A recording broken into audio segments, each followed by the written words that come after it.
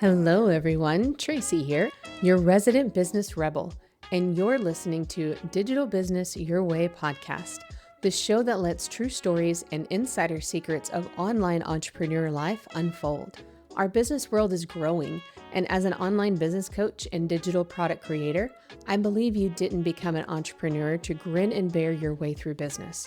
So I'll be your guide as we drop in on coaching calls, have intimate sit-downs with online personalities you love, and discuss ideas, opportunities, and strategies circulating our online world. So pop in your earbuds, tap follow, and join me as I demystify this thing called business. It's not about getting, it's not about keeping, it's about deploying. I want to assign this money a job. Hello. And I am so excited for today's conversation because it's one that I wish more business owners had access to, right? Especially, right now as people are just trying to get their feet underneath them, for the new year. And that's why I brought it to you. So please listen more than once and share it, right? Because today I'm talking to Katherine Pomerantz of Money Storyteller, and she is a longtime friend, but also a strategist who helps expert-led businesses turn big ideas into financially sound companies, right? Ones that can outlive the founder and make a real impact. She brings together tax strategy, accounting, leadership coaching, and of course, the emotional intelligence approach that we love around here, and all of it applied to money. So today we are talking about why obsessing over revenue, it's often the wrong focus, and why you never really keep money anyway. And what does that mean, right? And how do we take that fear away? And shifting how your attention to cash flow really changes things and how your values and your impact come into all of this.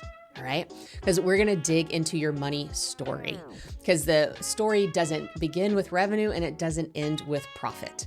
But what does it actually look like to build a financial foundation inside and outside your business so you can weather any uncertain terms, right? Any kind of uncertainty, because it's going to happen over and over again in different disguises.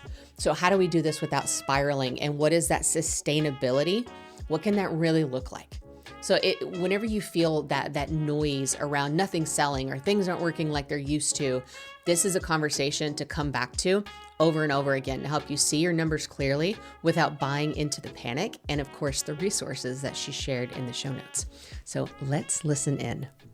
All right. I'm loving this conversation and how we are going to just jump into this whole low-grade panic. Is there a low-grade panic online, or is it always just, massive panic, right? I swear, like, everything is like instant Chicken Little about nothing selling. The buyers aren't the same. Nothing works like it used to. It's like, are we on year 3 of people saying that? Yeah. I swear. So thank you, Katherine, for recording this with me, because I was like, if I'm going to bring on somebody, if I'm going to have a money series, I've got to bring in my money storyteller. It's like, we've got to talk about this. Yes. I was so happy you asked me, and it was an instant yes for just that reason. I was like, oh, absolutely, I want to talk about this. Because in all honesty, I will take the panic, because at least panic is energy and we can maybe just direct you better. I think one of the things that's making me so sad about it is this more low grade resignation. I think a lot of people, the quiet quitting trend, right? Of people are just quiet quitting, well, I can't keep up with AI and everything's harder, so I might as well not. I don't want to, everyone is sick of harder. I don't want to work harder. Yes. And anyway, so I think that energy that I'm also kind of picking up on is people just feel really entrenched, and it's so so here's now why I was like, oh, absolutely anything Tracy wants to talk about. Is I remember when I was looking for somebody to help with one of my funnel builds, I have a bone to pick with a lot of marketers. Marketers exist for a very good reason. Yes. But I'm a money person. And so I'm like, I don't care about number of clicks. I don't even care about revenue per clicks. I want profit per clicks. We need to get more serious. And you had a good sales mindset. And I think a lot of what we're seeing, because that was one thing that so stood out to me, is you understood how to construct something that drove towards the sale. I'm like, I don't actually care about the flash or the attraction. I need to actually exclude more, because I want the buyer to be like, oh, that's me, and just get it, right? So I think that this is relevant because in many ways we are seeing the marketing versus sales divide. I think Yes. I have an online business. I serve mostly online business owners as a tax advisor and as a fractional CFO. I know a lot about developing these kinds of brands, right? Y'all are spoiled by the internet. Like this Oh, is so Y'all much. are spoiled by the internet, and all that is required is to remember our basic sales techniques. I need you to Yes. pick up a phone. I need you to Yeah. just get in person with your buyer and establish trust the old-fashioned way. And everyone's acting like this is some weird new trend, and it's like, y'all, people are just sick of being online Yeah. 24/7. So they're not making online decisions, and we all don't remember what it's like when your sales team could be a button. Yep. I mean, that's my hot take. I'm just like, I'm like, And do it right, because it's so true. it's so true. We're seeing online events converting really high. We're seeing in-person events converting even higher. People are paying for Yep. premium experiences, and sales cycles are longer, quote unquote. But what's driving Hmm. it home for my people who are doing it really well, and I would need to emphasize really well. Again, if you're willing to show up and do the work on the right hard things, I am not a hustle person. Yeah. The results are staggering because so many people aren't even going to try. They're not even willing to play that game. And Hmm. so I think I'm excited by a lot of this because it's like, oh, this is why I don't have a strong social media presence or anything. Is like I identified really early long as a money person, trust was everything, and I Yes. just needed to hang out in groups, go and meet people in person. Events has always been a big part of my personal strategy. We do high ticket sales, so of course, like that one-to-one FaceTime is really important.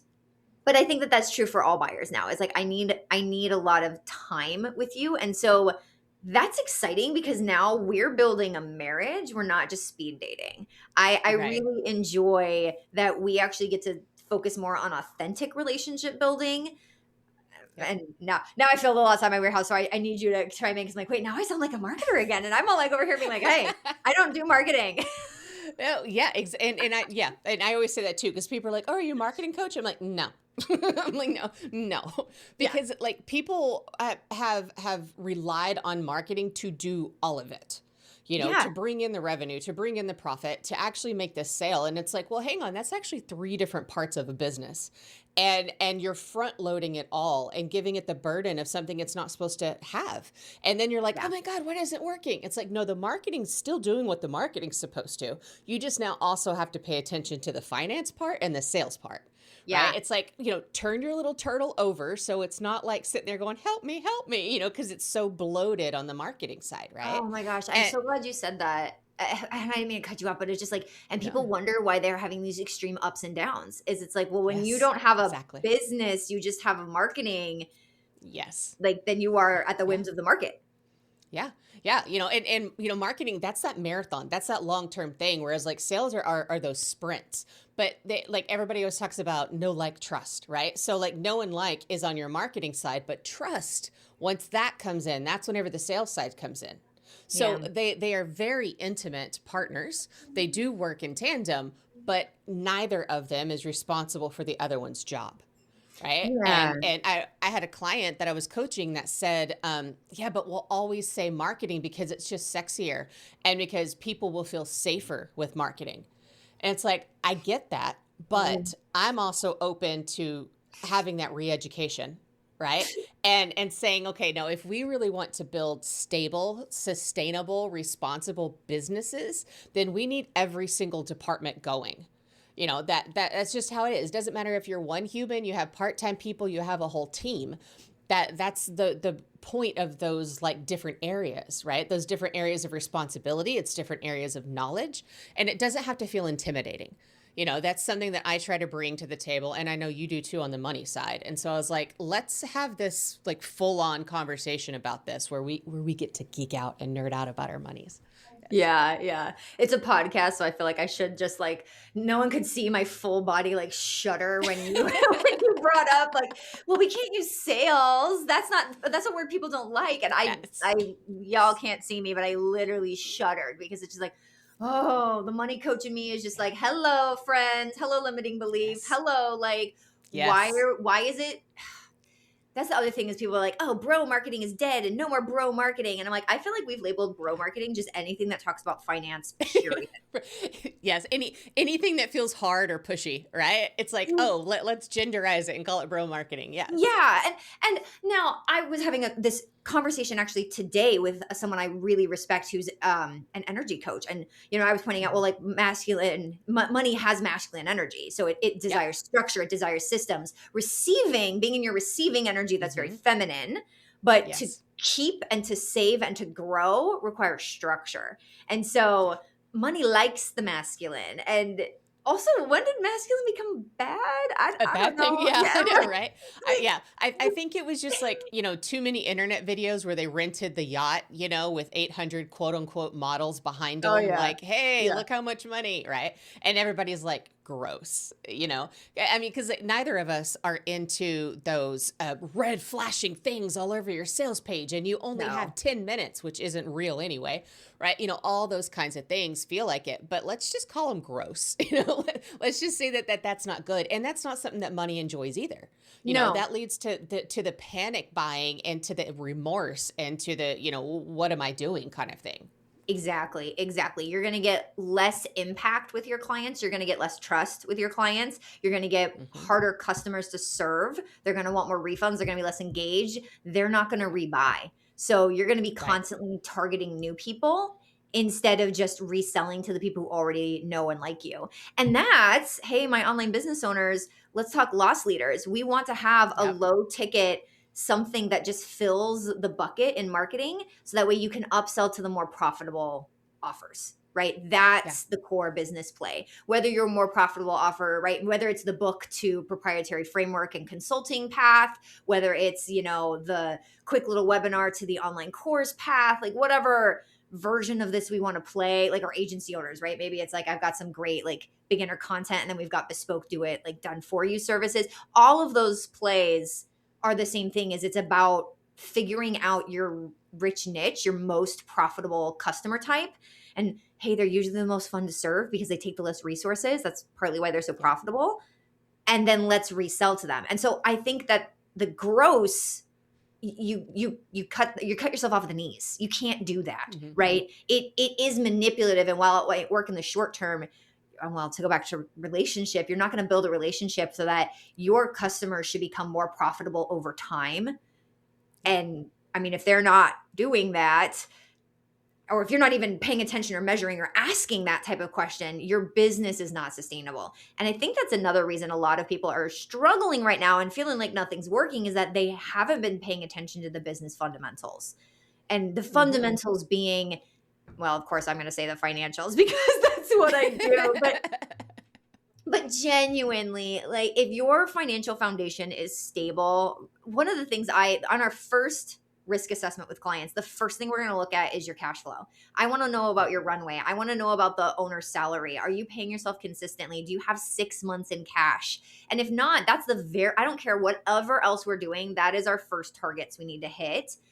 Because otherwise you can't withstand anything in your business. You are at risk for, I mean, well, we were just talking about this before we hit record, but I have 2 very young kids, and it's like, and what if we have a third? Like, what if my parents get sick and I need a couple months to help them move out of their house, right? Your life, when you run these kinds of expert personal brands, you don't want to be in a situation where your life is going to get in the way of the business, or vice versa. And so financial foundations is how all of that happens. Having a clear understanding of what drives your money, what the activity drivers are that brings money into your systems, and how money flows all through your systems, and then how money comes back out again as profit, that's sustainable business. And so the money should be in movement. It's not about getting, it's not about keeping, it's about deploying. I want to assign this money a job.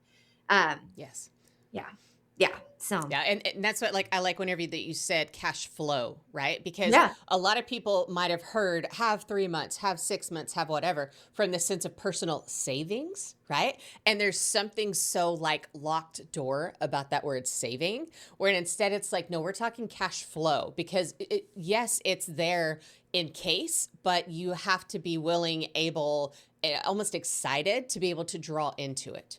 Right? It's like using debt smartly, you know, getting into your reserves whenever you need to, right? It's those Yeah. kinds of pieces. It's not like you are just putting it into this, giant gold pot and you're never supposed to touch it, right? It's like it's Yeah. there to help serve and to keep going with all of the things.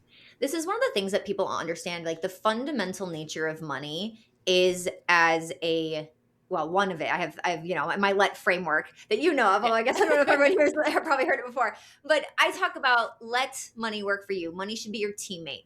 Let it work for Mhm. you. And so let is an acronym, LET. And so money, first of all, is a language. There's going to be jargon involved, right? We just identified some of the jargon: profit, cash flow. These words have Yep. meanings, and we need to understand what they mean in context. But I love pointing this out because if money is a language, you should give yourself a lot of grace if this feels overwhelming or unknown. Because nobody's born speaking a language. Nobody speaks a language when they're born.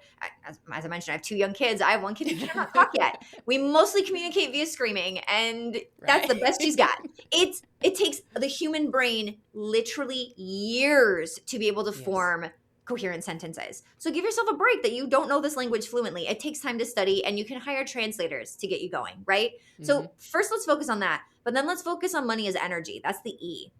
The energy of money is the acknowledgement that money does not stand still. It cannot stand still. So as you're describing it as savings and it's locked door and it's moving away, I'm like, even if it's in a bank account, that money is not sitting still. The bank Right. They're is, using it. yeah, they're using that money as basis and they're leveraging it to go make more money. And Yep. even if you're like, well, I don't want the bank to use my money, it's only mine. You lock it in your mattress, inflation is going to reduce the value of that money. Money cannot stand still. And so that's one of the things that I also really hope that I can like teach everybody, but especially to the people who get to work with me, that revenue and profit are byproducts of a smart system.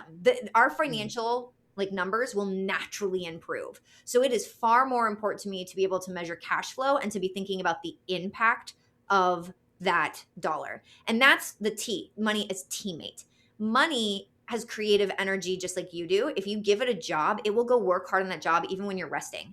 I could have used the word tool, but tools require energy. You have to lift them, you have to work them. Teammates will work even Right. if you sleep. So that is exactly, money compounds. And a lot of people are like, oh yeah, I've heard that. I'm like, no, guys, please. Money makes more of itself. And Yes. your whole business is just there to compound money, get cash flow out of the business back to you, the owner, so then you can keep deploying it to the other jobs that you need in your life. So it's all about the flow. It's all about the give and the take. It's all about the receiving and the yummy receiving, not the gross like pressure, right? That's to bring it all kind of full circle, right? Like this is why I'm not panicked. Like the fundamentals don't change. Right? Yeah. It's like they're there and it can just be like how they're being applied. Yeah. Because like we were saying, it was almost like those glory days for the last 4 years of being able to just market, and everything else kind of took care of itself. And over the last couple years, people are like, wait, why isn't this working? Wait, what's happening? Yeah. Right? And it's like, okay, well, we need to apply this information, these foundations, this knowledge in this different way. Yeah. And where like a brick and mortar has, kind of like 5 fundamental areas, where we are super lucky online to primarily have the 3. Right? It's like we don't necessarily have to touch with the other situations. I mean, even operations isn't so much. It's more about the finance side, and which of course touches on operations, and the marketing side, which touches on it, and the sales side, right? Yeah. Because it's just one ginormous Venn diagram where everything interlinks, but they have to hold their own weight. Yeah. And even whenever you're talking about the marketing part with the loss leaders, right? That's what, in the internet side, it takes the viewpoint of freebies. But people are just like, oh, well, what's this freebie? What's this lead magnet? And it's like, well, hang on. The reason that the PDF was so short-lived, right? As like a standalone, here's 5 things on a fancy looking piece of paper, I'm getting thousands of leads, is because it didn't have the makeup of a loss leader. It didn't give like the real taste. It didn't like have all of the things in there that not just like attracted people with like a fancy hook, but actually started to build that connection and actually started to make them be like, oh, I love that, right? Do you know what's been some of my advice to people who are feeling like nothing's working anymore? I've been really challenging them to ask their money. Instead of giving out freebies, make it paid. Yeah. Because if you Yeah. want to know Even a dollar, instantly, right? if you want to know instantly if an offer will work, make somebody pay for it. And so Yeah. a lot of the people that I know who, because our clients are probably, they're making high six figures, a few $1,000,000 typically if they're needing our types of services. So I actually see the numbers of what works, right? Not the fancy marketing speak, Right. like, ooh, this launch, we made like 100K in a month on this one launch. And I'm like, no, I know what we pulled to get that number. And I know what they paid out in affiliate fees. And I know what, I know all the details, right? The people that are doing super well have a list, have an audience of buyers, not Mm-hmm. fans. Like, Right. you can Yeah. have fans and that's super useful, but buyers will always trump people who just like you. Know, like, Yeah. and trust, right? I need them to like put their money where their mouth is. And so Yeah. I mean, money is energy, the energetics of it. It's like, do what feels good. I'm like, do what people will buy. Like, and it's the same thing. That's the same thing to me. But I know that's my perspective. I've worked on this a lot. But that really is my challenge to people is like, if you want to understand if your offer is working, come up with a $20 version, $7 version, $100 version Mm-hmm. of it, get it out. If no one's buying it, shift your offer, because that's the reason that it's not your marketing is bad. It's not your sales are bad. We've seen bad marketing on like So real, much. right. I've seen bad marketing with still a really good fundamental business. There's so Yes. many businesses that have horrible marketing and ugly web pages and copy that's just atrocious.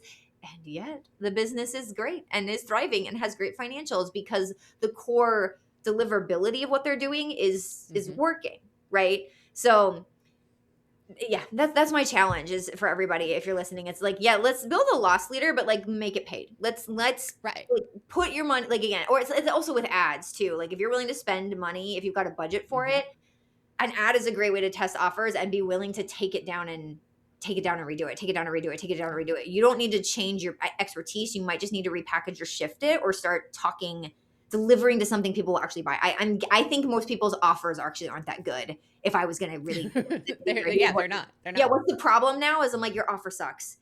Yeah. And maybe your offer worked years ago, but it doesn't work now. And I'm like, that's also, if you've been in this business, like I've been doing this 10 years. I don't know how long you've been doing this, Tracy. How many?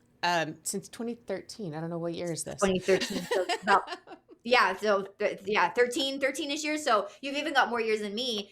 Everybody in this infopreneur expert online space, they are always shifting the offer every few years because it's, what do people need from you right now, right? What are we solving right Yes. now, right? And Yeah. so Yeah. that's normal. That is also, again, we go back to what works about, like, we focus on the sales. Like, this is a normal trend. We shouldn't be panicking. We should have expected this. We should have been paying Mhm. attention to our data and we should have expected this. We can see the warning signs and we can jump straight in. And one of the fastest warning signs is money. Definitely. Right. And at its core, that is what a loss leader is, right? It's like Yeah. anything we're selling for less than it costs to make. Yeah. And whenever you have like the cost buildup done properly, then whether it's free or whether it's $7, it probably isn't quite hitting it, right? But it's still there to bring in the right people. Yeah. So sell it for $1, sell it for $7, for $9, for $27, right? It's like it's all these kinds of things that we do to get that taster out. It's like whenever you go to even like a hair place and they now call them travel size, but they're really like paid samples. That's what they are. And whenever Yeah. you look at like the cost versus like the volume that's in the bottle, it's way cheaper to go ahead and buy the whole thing, but you go ahead and buy the little one because you're not quite sure if you want to commit to it. Right. Yeah. And it's the same kind of thing that we model here. So I'm curious, what do you find is like kind of the top couple things that people think their numbers are saying versus what they're actually saying? So I think that people are really bad at identifying what their core offer should be. I think that people are very bad at measuring profitability when it comes to the client and the offer, like to that level. And those should be different. We should know the profitability of our offer and then the profitability of our client profile, because a client profile should go through multiple offers, as I shared. Yeah. So the lifetime profitability of our customer should trend upwards. And we need to be able to identify, I always kind of think of it as 4 quadrants. So forgive me, podcast listeners, I don't have the visual for me with you, but like imagine that in the bottom quadrant, is the low cost, low effort client. So the loss leaders, the click a button and they get a thing instantly, right? And then it can go over to the low cost, high effort clients where you're just underpriced and like this is not delivering what we need. Then right above them is the high cost, high effort clients. So we're working really hard, but they're paying us a lot. But there is these magical unicorn clients that are low effort, high cost. And that's what we want to be able to identify. And when I really sit down and work with people, especially because marketing is so bloated and they don't have clarity on what types of marketing activities are driving to the different offer types. Now, that can be hard to have clarity. Okay, that's my second point. I'll hold on that. Hold on. We'll get there, everybody. We'll get there. When I really sit down and I look with people, a lot of people are like, well, we have $1 million business and, this is our primary revenue. And I'm like, you know what? If I actually cut this offer out and I cut out all the stuff it takes to deliver that offer, you might only have a $400,000 business, but your profit margin just doubled. Yeah. Doesn't that sound nicer? Like twice the amount of money for half the work? Yeah. That is the types of clarity that as small business owners, it's so easy for us to do that math. It takes some knowledge, but it's so easy. We're not some big enterprise level company with multiple departments and like tons of data to like analyze and aggregate. Like, no, like we are down in the weeds with our people. We can get this information. And so that's the other thing is that your information just isn't very good. I think that a lot of times we're on too many platforms and we're not thinking about data architecture. We're just doing whatever, we're labeling anything the software defaults labels it to. So if I'm trying to identify your most profitable offer, your most profitable customer, like can I even map the customer cleanly from your CRM through your payment processor to your accounting software?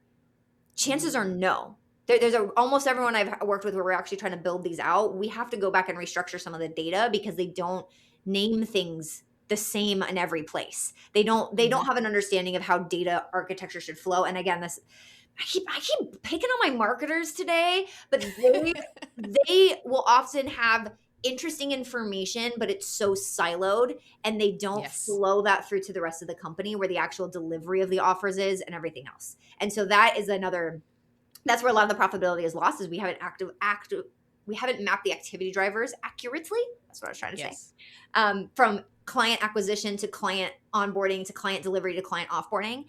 And the data just isn't clean. It's in too many places. We don't have a source of truth. No one's thought to build it. It's too much effort to build it. Or we're trying to let AI do some of the automations for us. But if the underlying data brain of that AI isn't good, right. I'm nervous for what you're going to be told. I'm really nervous for what you're going to be told. AI is also too agreeable. If you don't know how to pressure test and I love AI. Please take away the boring parts of my job. Bookkeeping. I run a bookkeeping firm. We do bookkeeping in our services so that we can really help with this data accuracy. I don't actually want to do the data entry. I want to double check what the computer's telling me. That's way faster. It's way more efficient. Yep. I love automations.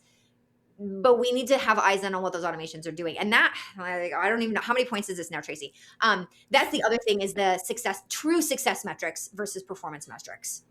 A true success metric is tied to a key project or process that you have identified to drive strategy forward versus just information about how much or how well we're working. Those are different. Let me give you an example. So we had a client who was primarily referral based and she was all like, you can't systemize referrals. It's just like, they're just, and I was like, bet.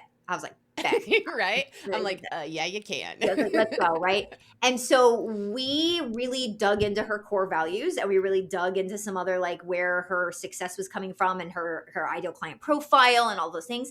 And she realized that thank you was something that she heard over and over and over again when clients were going to refer her or upgrade. And so public shout outs, public acknowledgement, and thank yous became the success metric. How often are you hearing thank yous? Because if we're driving that, then again, the financial metrics are going to follow. And it worked. That is what her team started to chase. That's what her team started to implement. That's what her team started to do. And the numbers came up. That's not a performance indicator. And it's not directly tied to our financial in this instance, But we counted number of referrals, we counted bottom line of profitability of clients, but we made the success metric the thank you, the project or process driving the result that we want. That's another thing that I think people are like, yeah, I've got KPIs, or yeah, we've got all this data and indicators. And I'm like, but have we done the core understanding of the brand and the money story of the business and how money flows through and what people are going to pay you for and the whys and all the fun sales, marketing, brand speak? Now that's the stuff we love you for. Have we tied that to how we get paid, and have we tied that to how we focus our energy and our activity? And so then people are just doing too much because they don't have that clear, clean focus. That's also where profitability gets lost, is that you can do so much less and get much better results. You can. And I love that thank you example, because what we say around here, it's like you lead with the people and the rest falls in place, right? Yeah. It's like whenever we put our humans first, then everything else comes in, but it also gives us that like clear idea and path forward versus chasing whatever trend or whatever we've heard. Because something that you talked about earlier was that they have the wrong signature, we'll just call it signature offer, right? The wrong top one, because they think this certain thing is what's really bringing it in, but the data is telling them something else. And when I heard you say that, I was like, I feel like that is also one of those, what they were advertised, what they were sold kind of messages, because they're like, oh, well, this thing is too small to be my core offer. I have to make something else, quote unquote, bigger, be my core offer. We're getting a guest here. Pops is popping in. He loves to be on camera. Yeah. Luckily the puppy's too small to come up here. But that's the benefit. But they're like, oh, well, that can't, my audit calls, or for me personally, I have what's called reset sessions, and they're one-off coachings, right? Yeah. About it, it's like you have this deep question about something and you just need to work it out, and it's about the next right step, not your next 90 days, right? Which might be in a larger program. So someone's like, oh, well, then that bigger container, that has to be my core, right? These little things can't be my core. And then you're sitting there looking at it from the money going, well, actually, let's reassign these, not based on how, we throw on Instagram or do interviews thinking that this and this is our core, our signature, or this, but it's actually where the money comes from that becomes our core offerings. Yeah. Yeah, I think that's really true. I think it's one of those things where when you're a beginner, frameworks are critical because you need to understand how it works. And then what I like to do is, once you've had a couple years of working somebody else's framework, I need to get you out of copy. You need to up level, right? You're now more of an expert, and you need to start looking at your own zone of genius and what you're doing really well. Because for somebody, it might be like, hey, you're doing too many one-off calls and they're not converting enough to higher ticket things. So we need to reevaluate your business model. But that depends also on your lifestyle goals, your time allotments to things, what other the kind of work you're doing. Yeah, I'm very story driven, right? So I need your story. I need more information in our hypothetical case. But we need a full character workup to create a story. Yeah, I'm sorry. I am as God made me. But I have given this exact advice to clients before who are, especially in a transition or a pivot, or they need to take a step to do more caretaking. You kind of have one of two models of, you can ramp up and build and become leadership. And I now focus on building a high performance team because I need a true business. I want this to stand alone for me. I want my ideas to grow and have impact that lasts, that outlives me, that grows beyond me.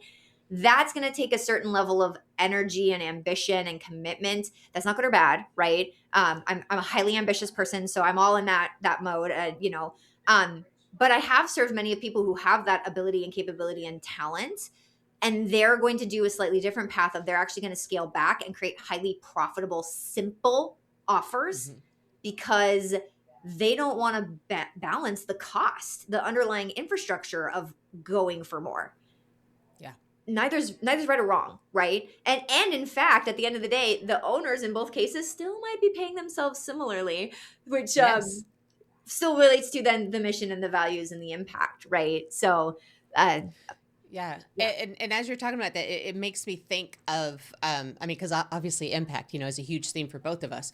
But I'm curious, like, how does fear change the way that people interpret their numbers, right? Like Mm. whenever we go back to what our profit actually is, what our margins really look like, because they'll focus on revenue, right? Because it's the shiny object, Yeah.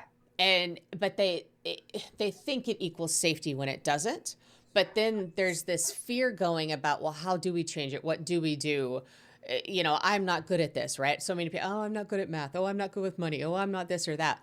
And I feel like a lot of that kind of is an undertow, which is why they're more willing to just kind of like copy and paste and do certain things.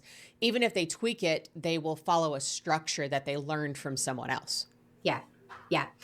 So this is one of the core pillars of my methodology. So the Money Storyteller Method will look at the money story, the money system, and the money map. We've actually talked a lot about the money map today in terms of like, okay, we need to identify like our success metrics, our profitability per customers. We talked a lot about data. And then I talked about data clarity, which is all system, right? That's your bookkeeping, your tax strategy, that's all system. Story is the brand story. So what you're being paid for, the flow through the business. I talked about that a little bit today too. But what we're now talking about is the personal story, because the Money Storyteller Method works on two layers. You've got your person and you've got the business. Those two need to be separate and they depend on each other. And so fear, if we got down to my core mission, my core, what am I doing? I truly believe I am restoring leaders, founders, high impact people to their true like power and sovereignty, because I'm restoring their right relationships with money. Because scarcity thinking will drive a lot of the what we call toxic leadership or toxic behaviors, or a lot of the things we don't like about corporatism, right? And the way that money or decisions with money are impacting the people in our planet, right? Truly. And all of that gets tied up into Money Story. So Money Story is comprised of both the larger like cultural ethos and the cultural context and the cultural stories around money and the way money is used. So we as Americans and the American dream, and like, we are all secret millionaires. We have a very strong self-identity that has a money component to it. Mm-hmm. We're all raised on the Puritan work ethic, even if we're weren't raised Christian, but that's such a fundamental part of the money story of Americans is like, we're going to earn, work hard, deserve it. There's a lot that underlies that structure. You need the cultural context, right? This is going to be different for someone who's been in America for generations versus a first generation. And first generation from where? And are you a male or a female? And like what religion? All of that becomes your cultural story. Then you've got your personal. And this is where the fear really comes into effect, because the personal circumstances of your life, all of your core, like big life events have a financial consequence, good and bad. So you get married, or you're going to get married, you get engaged, right? We're kicking this off. Okay. Do you know the average cost of a wedding is now 60 grand? It's ridiculous. It's doubled in the last couple of years. So yeah, I was like, wasn't it like 20 grand? Like it was 27,000 a couple of years ago. So actually, I need to fact check 60 grand, but I was talking to somebody recently who said, oh no, on average, the cost per wedding stuff has gone up 2 or 3 times because of food costs and a lot of the stuff. So anyway, this whole other conversation. And just like more population, more people, like the supply and demand, right? Yeah. So, and how bougie and Instagrammable you want all of it, right? Yeah.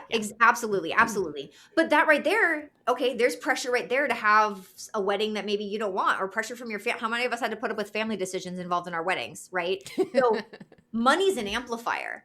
If you have the money, you are going to have the best party.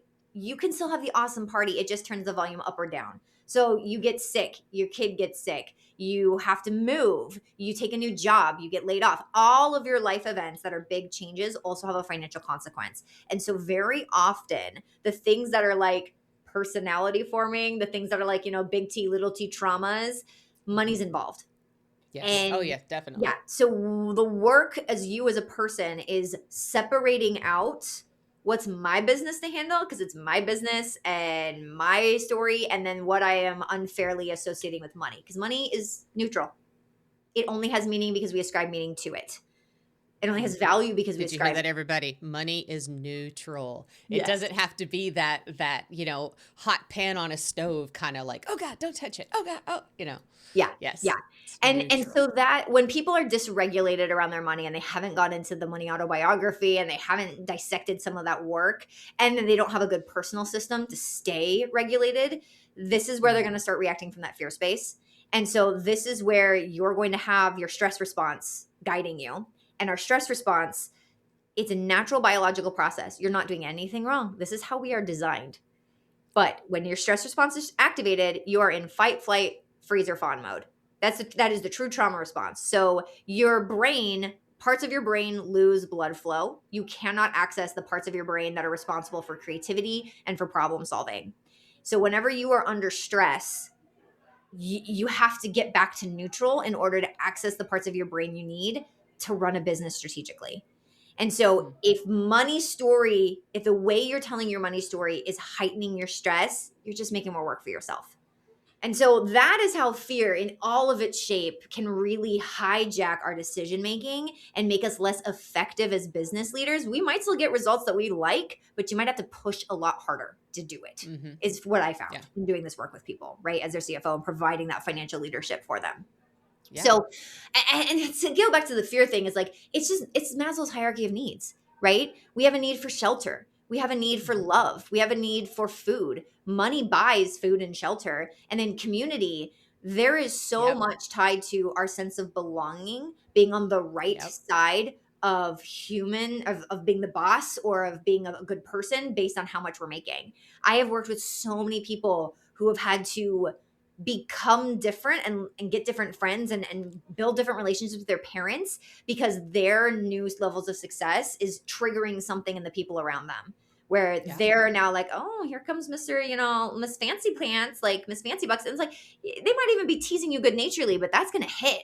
That's going to hit hard if it's coming from somebody you love. Right. And so that's where the fear stuff, where you're going to start limiting or playing small without even meaning to, even no matter how much mindset work you do, is like we have to really do mindset work in the right areas, and we have to work on the core regulation of the body, and then we should get to the decision making. Yeah, yes, because mindset stacks on top of regulation, right? Because you can't even access the part to change things if you're not back in neutral, right? Yeah, absolutely. And whenever you're talking about, like the love part and how much it's tied to community, that includes even if you feel like you're not making enough. It's absolutely. It's so much. And that is when you'll find yourself panic buying, so just like we ideally do not want to trigger that into the people who are buying from us, especially in my community, we work against that.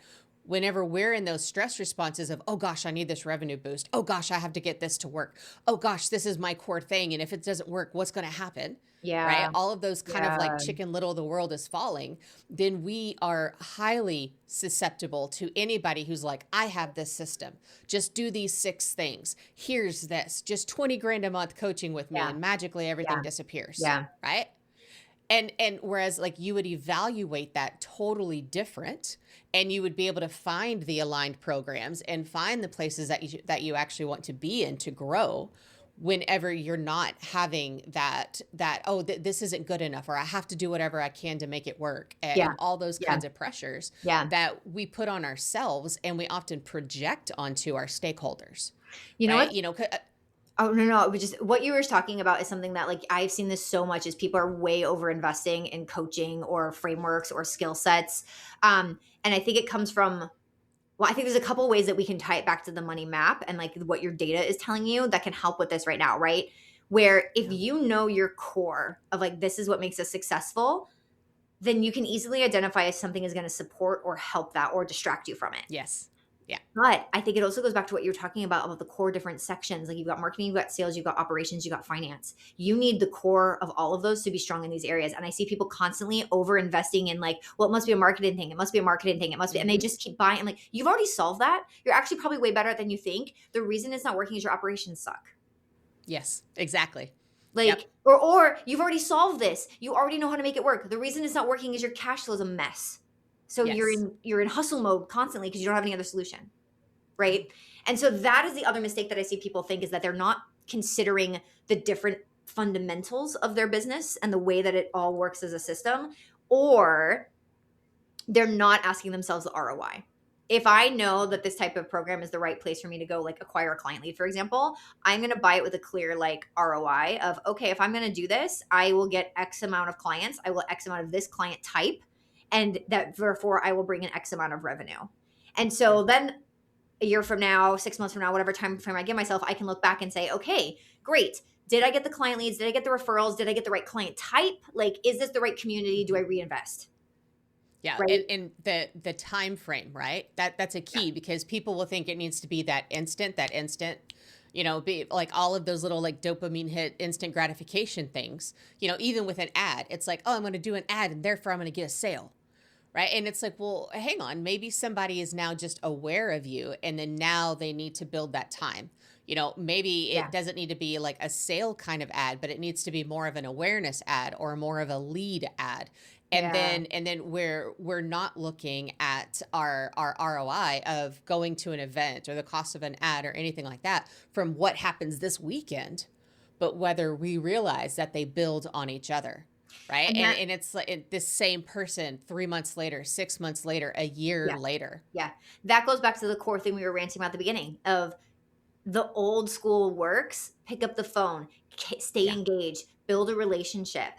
Sales cycles are long. People aren't buying. Nah, y'all are spoiled. You're just used to people being able to buy in a 30-second landing page. And that is never how humanity worked up until the internet. And then it was shiny and new and people were into it. And then, as you said, the last couple of years, well, because we've been online 100%, because we were forced to. We were quarantined. Oh, yeah. So is anyone shocked we want to go outside these days? Like, come on. Well, and just like the whole new amount of adults, as it were, right? Because, I mean, aside from like the legal age limits, I think most of us are talking to adult humans, right? Yeah. So like whether they're business owners, like you and I talk business owner to business owner, but even like business owner to consumer, it's still that case of the people who are now as like demographically considered your buyer now has never not been on the internet. So they don't care about the shiny things. They don't care about all these quick things because it is such old news to them.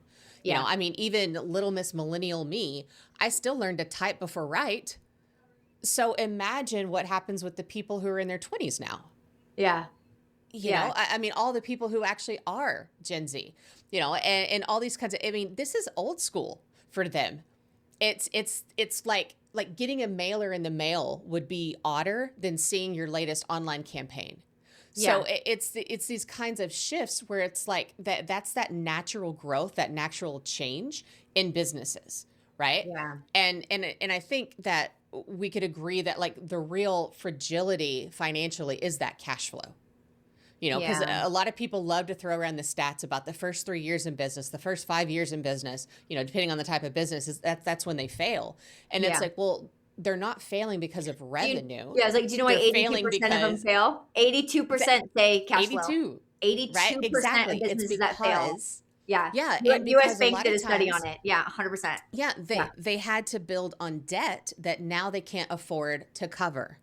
Right. Yeah. So it's not, oh, I'm not hitting my revenue numbers. It's no, I don't have my cash flow in. Right. So to kind of like de-jargon this cash flow world, how would you define a healthy cash flow in human terms? Healthy cash flow is the ability to earn, save, and invest more year after year. And so I want you to understand the revenue drivers of your business, but then I want you to also pay attention. Profit first is a great cash flow builder. People who follow profit first are naturally improving their cash flow because what they're doing is they're putting profit first. So rather than just seeing what money is left over at the end of the month or the end of the year, they are intentionally planning to be profitable.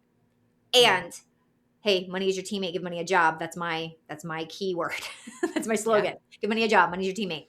That profit has a job, and that profit gets divided back up into taxes, paying the business owners, other like runway or savings or other reinvestment or debt payoff.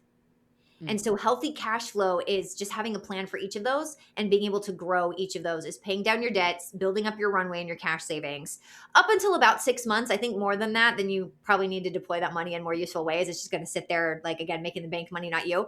Right. Yeah. Paying yourself well so that you also, as the owner, can do this in your own life. You need to be planning and paying for your own cash flow with money in, needs to go back out and diversify your investments. So all those people out there who spend, and I know I sound like I'm throwing such shade today, but the people who will spend tens of thousands of dollars on coaches, but they won't put tens of thousands of dollars in their retirement account. I'm like, how much less afraid would you be right now if you had done the reverse? Because I've heard someone like 10% of your revenue is for coaching. And I'm like, what if 10% of your revenue was savings? You would be a lot less panicked right now. And so I don't mean to shame anyone who made those decisions. I myself have bought a lot of coaching, hundreds of thousands of dollars of it. I am not ashamed of that decision at all. But that is cash flow, is understanding that it is my duty to keep, save, and grow my dollars. I am a steward of this money. This money has a job. It has an impact, and that goes beyond just reinvesting back in the one business, and understanding I'm part of a larger system, letting that money flow through the whole system. This is where I get the most woo-woo and most energetic, but I'm like, it is woo-woo. Money is energy. As an accountant, I just happen to actually literally be able to measure the energy. We call it cash flow.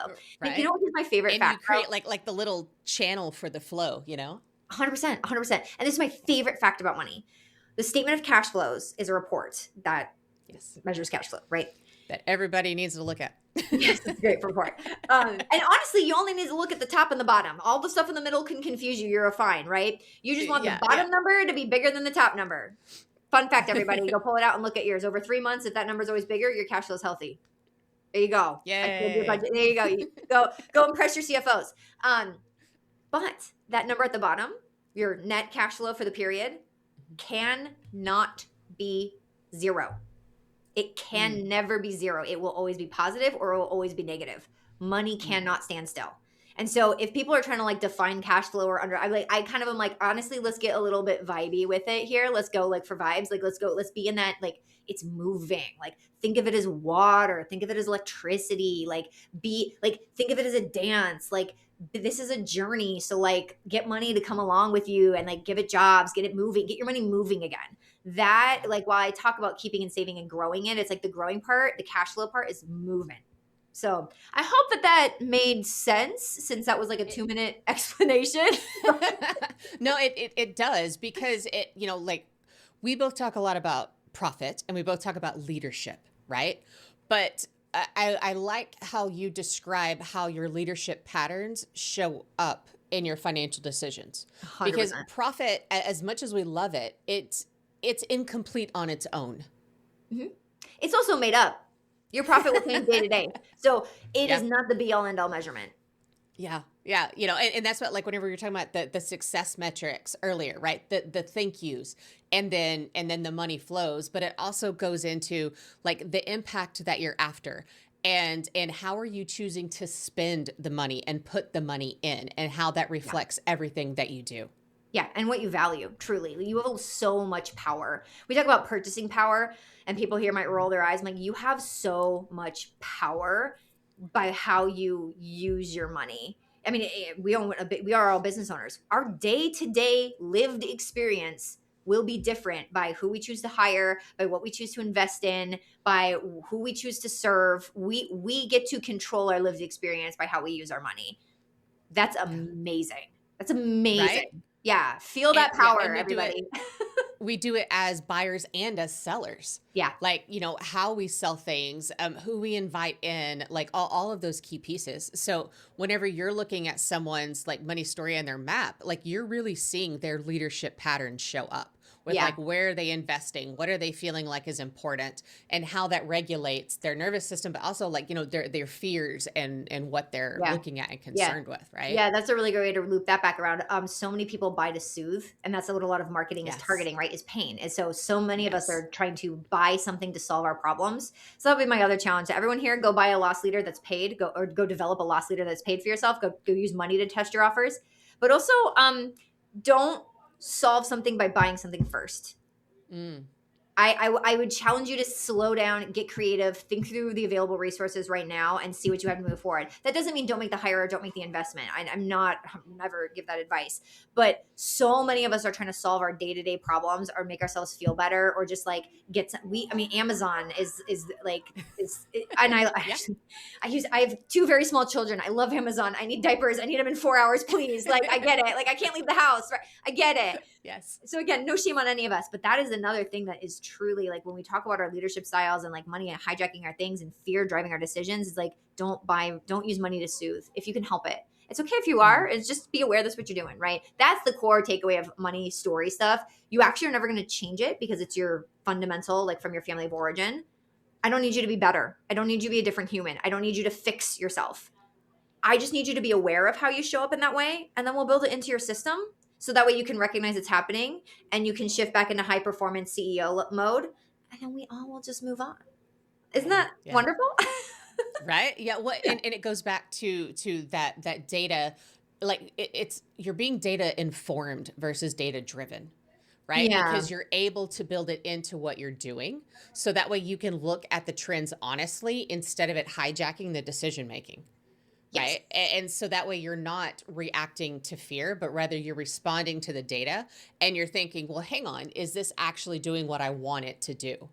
Yeah. And then otherwise, what do we build in? What do we shift? Like, how do we move these things around to stabilize our practices? Yeah. You know what's such an interesting parallel is when you describe that, that is how I describe tax strategy. I don't actually want you to do anything different to save money on taxes. I want to make what you're doing with your money tax advantaged. I want you to take what all the activity you're already doing and let's just do it in the most tax advantaged way, because ultimately taxes is just one part of your money system. And so if we're, try to get a big tax deduction, we're often spending $1 to save 30 cents. So it's actually not that valuable. Oh, depending on the long-term goals, again, the job of this money overall. So it's such a beautiful parallel to be like, this should not I use the word hijack over and over today, but it just feels so appropriate. Like, don't let this change your decisions. Keep focused on everything and then structure it to support that focus. Like that's really freeing. It gives you a lot of power back. It does. And, whenever we're talking about like, do it for like the audience first, this also counts as like doing it for us first and the rest flows, right? Because the reason that we're not sitting in cubes and we're not doing those kinds of businesses is because we wanted that control of things. So anytime that it feels like we're losing that, like in an accurate way, not in a panicked way, but anytime that it feels like, well, hang on, this isn't the way I wanted it to be, then that's again that sign to be like, well, hang on, what else can I do instead, right? Because it's information, it's not failure. Yes. Oh my gosh. Highlight. Everyone pause and listen to that one, right? Information, not failure. Yes. Yeah. Yes. And so I'm curious, what would be like one stabilizing practice, to help them stop trying to win money, but rather partner with it? Oh, absolutely. So when we talk personal money system, that is where I think stabilization, because it's how you show up with your habits and your regulation. So I have a money ritual framework. I'd be happy to share it with your audience if you guys want. That helps you. It puts some of the mindset and the regulation up front. Because what often happens for most of us, to your point, it's not failure, it's just information, is that we get into the data and then we get all activated and then we have to like do all this work to calm ourselves back down. I'm actually really lazy. I don't know if you picked up on that. I just want to know what's working. I just want to do more of that, please. Like, so what if we put all of the like getting ourselves into the flow up front and then we showed up with the numbers? So I have a 5-step framework for any financial decision you have to make. If you put this in front of starting to look at your numbers, the experience is going to change. So yeah, I think it's a really beautiful tool. It's one of my favorites to give to people. I love that. I love that. And you have the scorecard, right? Oh, yes. Yeah. So if you're ready to look at this truly holistically, if you're like, okay, my experience with money is all over or maybe not even all over the place. It's like, I am ready to go after the next level. I want more scale. I want more growth. Or, hey, I do kind of feel a little bit shaky. I do feel maybe a little all over the place. I have my diagnostic, the Money Storyteller score. It will give you a ranking in each of the pillars. And so you can know where to focus first. Right? Maybe it is money system for you, but maybe you don't have enough of the story work in place. And so this will tell you. I love that. Yeah. Cause it can also be a safe space to get familiar with the pillars as a whole. Yes. Right. That's so that's that the way intent. it's like, oh, okay, like this is what I'm looking at now that I understand the concepts of the pillars. What, instead of trying to do it all at once, it's like, which one matters to what I'm doing now? And Yeah. right. Yeah, With our absolutely. lives, our impact, with the kind of stuff that we're really after. Yeah. Yeah. I love that so much. Please come back. Come back anytime. Please have me back. Anytime you want to talk about stuff. I'm like, because like you and I know, I mean, we've known each other, 5 years now. Yeah. And the amount of times that we've been on calls and we've just like started geeking out and getting into all of this, I love it. And so I was like, this time let's hit record on this. Oh, But yes. it was a great idea. Thank you. Well, good. Yeah. And, everybody, the links will be in the show notes. I would say follow Katherine, but other than on LinkedIn, you kind of can't. But nonetheless, like get in the world. If you don't take the diagnostic, you'll get on my list. If you don't want on my list, you don't get off it. But I like to write. I'm a religious writer, so I'll send you things like this that we're really thinking about in real time too on my emails. Yeah. So. Right. And getting like those kind of like good digestive pieces, and then of course, if you're like, just take this off my hands and do it with me, then of course people can work with you in that way too. So yes. I love that it is that mix of helping to understand, helping to debunk, going through it in that safe way. But then also it's like, okay, great. I know it. Just do it for me. Yeah.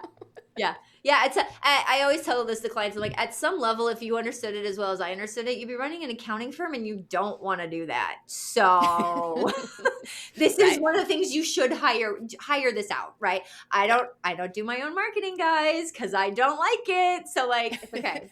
Bring in the right experts for the level you're at. Exactly. Right. And that goes back to it being a language. It's like you're to the fluency level of, like being the interpreter at the UN kind of thing, right? The little person that's in their ear versus like the high school teacher versus, like your mom and dad helping you out. Right.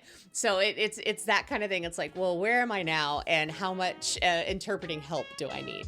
Yeah. So yes. Thank you. Great. Thank you for joining me here on Digital Business Your Way. Be sure to check out the show notes for all the links mentioned today. And while you're there, I'd love for you to rate and review the show. And if you have a topic or question you want me to answer, I want to hear it.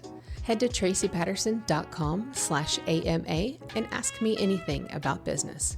If I don't know it, I'll bring it up with one of my guests. And until next week, be well and have some fun.